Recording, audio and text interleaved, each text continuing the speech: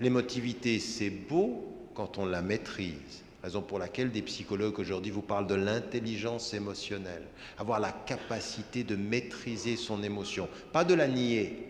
Pas de nier l'émotion. Non, l'émotion, elle est belle. Mais attention, une émotion qui vous échappe vous rend objet. Une émotion que vous maîtrisez vous fait sujet. Oui? Et comment on maîtrise? Le travail de la spiritualité, le travail de toute cette éducation. La spiritualité, c'est l'émotion éduquée. Oui, c'est cette émotion qu'on éduque. Et donc là, il faut qu'on se réconcilie avec ça. Pourquoi?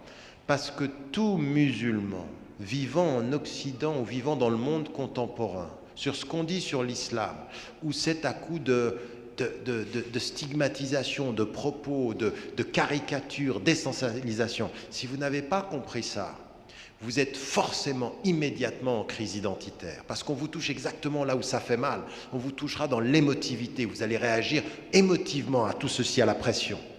Et vous ne pouvez pas devenir des sujets sous une pression médiatique sur ce que vous apparaissez. Si vous ne répondez pas par ce que vous êtes spirituellement, vous allez être des objets émotifs.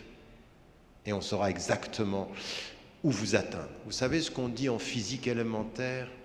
La force d'une chaîne se mesure à son chaînon le plus faible.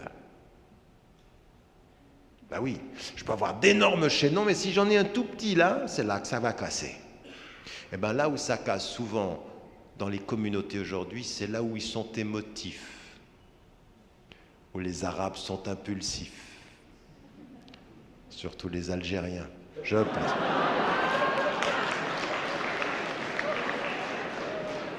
Non, c'est pas vrai. Ah non, non, c'est pas vrai. Les Tunisiens, c'est pas mal non plus. Et les Marocains, pas mal aussi. Les Égyptiens sont zen. Non, vous voyez, c'est ce que je disais. Vous venez de confirmer ce que je disais. Vous êtes sans doute algérienne. Mais enfin... 1-0. Donc, non, revenons, soyons sérieux, c'est un sujet très sérieux. Ce que je voulais dire, sans émoustiller vos patriotismes respectifs.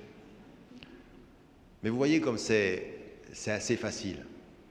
Quand vous connaissez une population et quand vous connaissez un peuple, quand vous connaissez les réactions humaines et que vous avez les moyens de leur faiblesse, les moyens de leur réaction émotive, vous les prendrez par là. Vous les prendrez par cette faiblesse-là. Et eux vont même penser que c'est leur force. Si je réagis, c'est que je suis fort. Non. Si tu réagis, tu as juste réagi. C'est moi qui ai agi. Toi, tu as réagi. C'est moi la force. Toi, tu es la faiblesse. Vous m'avez suivi là? Toute réaction émotive est réaction. C'est l'action de celui qui est plus faible que celui qui a agi. Raison pour laquelle il faut transformer la réaction émotive en action spirituelle, c'est-à-dire avoir la vue plus longue. Vous l'avez où ceci? Dans le Coran.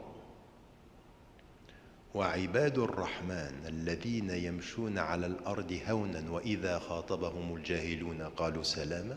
Mais pourquoi est-ce que ceux qui marchent légèrement sur la terre quand on les attaque, ils ne se soumettent pas à l'attaque de l'ignorant, ils disent paix? C'est eux qui décident.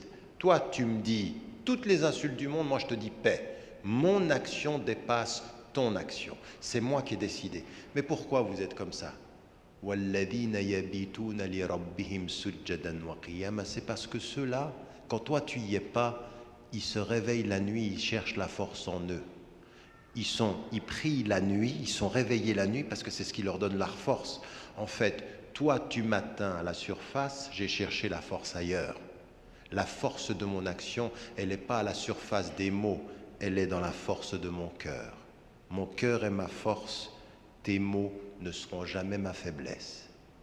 Vous me suivez? Non, oh là là, il n'y a pas un applaudissement, c'est interdit. Haram.